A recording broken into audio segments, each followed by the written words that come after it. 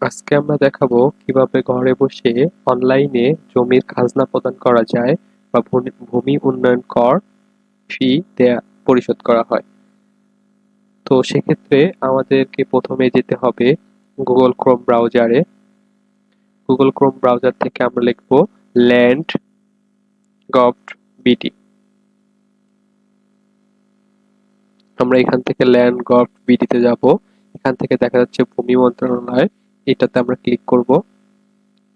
এখান থেকে ভূমি উন্নয়ন কর, এটাতে আমরা ক্লিক করব। এখানে দেখতে পাচ্ছেন যে নাগরিক কর্নার, আমরা এই নাগরিক কর্নারে ক্লিক করব। নাগরিক কর্নারে ক্লিক করার পরে এখানে দেখতে পাচ্ছেন যে নাগরিক নিবন্ধন, নাগরিক লগইন এবং সংস্থা লগইন। তো আপনার যদি আগে থেকে অ্যাকাউন্ট থেকে থাকে তাহলে নাগরিক লগইন করবেন, আর অন্যথায় নাগরিক নিবন্ধনে ক্লিক করে মোবাইল নাম্বার দিয়ে দিবেন। সেক্ষেত্রে আমি আমার মোবাইল নাম্বারটা দিয়ে নিচ্ছি। মোবাইল নাম্বার দেয়া হলে যোগ করুন বাটনে ক্লিক করবেন। যোগ করুন, যোগ করে পরবর্তী ধাপে এগিয়ে যাবেন। এখানে দেখতে পাচ্ছেন যে আপনার যে মোবাইল নাম্বারটি দিয়েছেন সেখানে একটা ওটিপি যাবে। ওটিপি দিয়ে কোডটি দিয়ে যাচাই করুন, ক্লিক করবেন।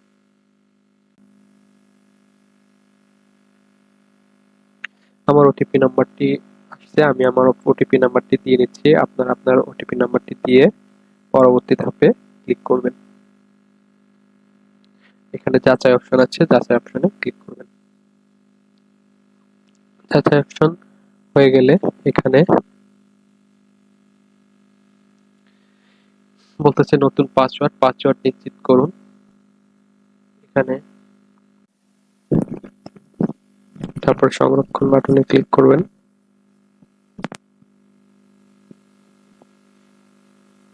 ওইখানে দেখাচ্ছে যে পাসওয়ার্ড অন্তত একটি বড় হাতের অক্ষর, একটি ছোট হাতের অক্ষর, একটি সংখ্যা ও একটি বিশেষ অক্ষর থাকতে হবে। সেক্ষেত্রে আপনারা সেভাবে দিয়ে নেবেন। আমি আমার মতো করে দিচ্ছি। এখন সংরক্ষণ বাটনে ক্লিক করবেন। ক্লিক করে এভাবে আসবে।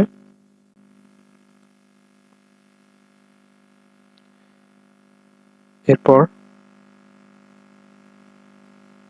নাগরিক লগইনে যাবেন। লগইন করার পর এখান থেকে লগইন করে নেবেন।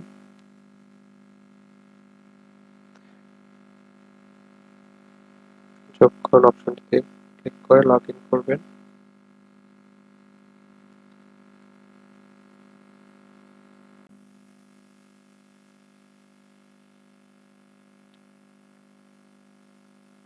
এখানে দেখতে পাচ্ছেন যে এনআইডি ভেরিফাই করুন। এখানে এনআইডি দিয়ে ভেরিফাই করে নেবেন। আমি আমার এনআইডি দিয়ে ভেরিফাই করে নিচ্ছি। সবকিছু ঠিকঠাক দেওয়া হলে যাচাই হালনাগাদ করুন, লগইন করে নেবেন। তো এখান থেকে আমরা চলে যাব হচ্ছে খতিয়ানে। খতিয়ানে থেকে আমরা এখানে বিভাগ সিলেক্ট করব। আমার যেহেতু ঢাকা বিভাগ, আমি ঢাকা বিভাগ সিলেক্ট করতেছি। আপনাদের মতো করে সিলেক্ট করবেন। এখান করে জেলা সিলেক্ট করবেন। আমি আমার জেলা সিলেক্ট করতেছি। উপজেলা সিলেক্ট করবেন। উপজেলা সিলেক্ট করার পর আপনাদের মৌজা নাম্বারটা দিয়ে নেবেন। তো এখানে মৌজা পাশাপাশি দেখতে পাচ্ছেন কোনো নাম্বার আছে, এগুলো হচ্ছে মৌজা সিরিয়াল নাম্বার। এখানে যদি মৌজা সিরিয়াল নাম্বার আগে থেকে জানা থাকে তো সেটা দিবেন, না হলে নিচে থেকে স্ক্রল করলে আপনারা আপনাদের মৌজাটি খুঁজে পাবেন। তো আমার যেহেতু মৌজা নাম্বার জানা আছে সেক্ষেত্রে আমি সেটা দিয়ে নিচ্ছি। চলে আসছে আমার মৌজাটা। মৌজা সিলেক্ট করার পর আপনারা যে খতিয়ানটা, যে খতিয়ানের খাজনা দিতে চাচ্ছেন বা যে জমির খতিয়ানের খাজনা দিতে চাচ্ছেন সেই খতিয়ান নাম্বারটা দিবেন। আমি এই খতিয়ান নাম্বারটা দিব, সেটা আমারটা দিয়ে নিচ্ছি। পরে এটা হোল্ডিং নাম্বার বাধ্যতামূলক না। যদি হোল্ডিং নাম্বার আগে কোনো ট্যাক্সের রসিদ থাকে ওইখানে আছে, ওইখান থেকে দিতে পারেন, না দিলেও সমস্যা নাই। তো আমার যেহেতু জানা আছে আমি হোল্ডিং নাম্বারটা দিয়ে নিচ্ছি। এখানে সংযুক্তি খতিয়ান অথবা দাখিলা। তো এখানে খতিয়ান অথবা দাখিলার যে কোনো একটা ছবি, সেক্ষেত্রে আগে থেকে একটা ছবি তুলে নেবেন। সর্বাধিক ফাইলের আকার 1 MB, বেশি হওয়া যাবে না। 1 MB কম হতে হবে। তো সেক্ষেত্রে আমার যেহেতু ছবি তোলা আছে আমি সেটা সেট করতেছি।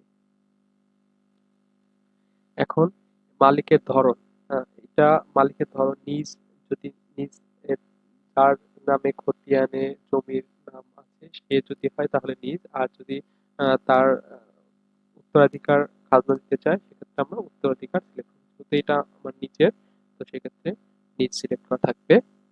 এখান থেকে এরপর সংরক্ষণ বাটনে ক্লিক করবেন।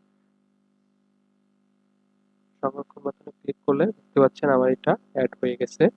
তো এখানে দেখতে পাচ্ছেন বিস্তারিত, অপেক্ষমান এবং মুছুন। তো অপেক্ষমান বলতে বোঝাচ্ছে যে এখানে ভূমি অফিসের যে ভূমি কর্মকর্তা আছে উনি এটা দেখে সবকিছু ঠিকঠাক থাকলে এখানে উনি অনুমোদন দিবেন।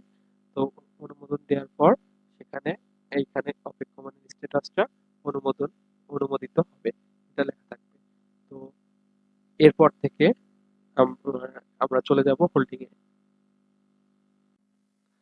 আমরা যে ভূমি কর প্রদান করার জন্য যে অ্যাপ্লিকেশনটা করেছিলাম সেটা ভূমি অফিস থেকে যদি অনুমোদন দেয় সেক্ষেত্রে আমাদের এটা হোল্ডিং এ গেলে দেখতে পাবো। হোল্ডিং এ আসলে আমরা এখানে দেখতে পাবো স্ট্যাটাসটা অনুমোদিত হয়েছে। তো এখানে অনুমোদন দেওয়ার আগে ছিল অপেক্ষমান। এক্ষেত্রে আমরা বিস্তারিততে ক্লিক করব। বিস্তারিততে ক্লিক করলে আমরা এখানে দেখতে পাবো সর্বশেষ কর পরিশোধের তারিখ বা সাল, বকেয়ার বছর, সর্বমোট দাবি এবং বকেয়া দাবির সুদ 50 টাকা, হাল দাবি 16 টাকা। এক্ষেত্রে আমরা এটা অনলাইনে পেমেন্ট করব, সেক্ষেত্রে আমরা অনলাইনে পেমেন্ট সিলেক্ট করব।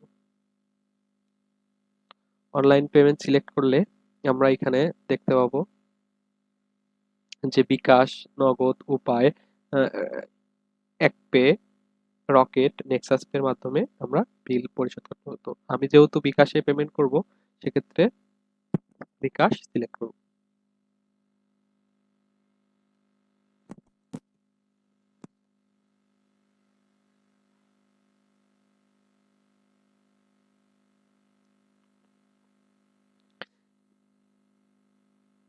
বিকাশে সিলেক্ট করার পর আমরা ই পেমেন্ট অপশনে ক্লিক করে ওকেতে ক্লিক করব।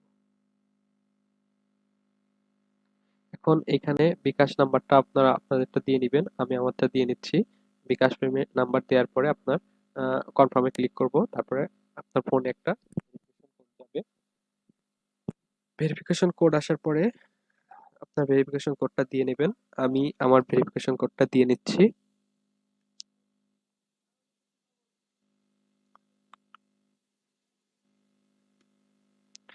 ভেরিফিকেশন কোড দেওয়া হলে কনফার্মে ক্লিক করবেন, তারপর পাসওয়ার্ডটি দিবেন। আমি আমার পাসওয়ার্ডটি দিয়ে নিচ্ছি। পাসওয়ার্ড দেওয়ার পরে কনফার্মে ক্লিক করবেন।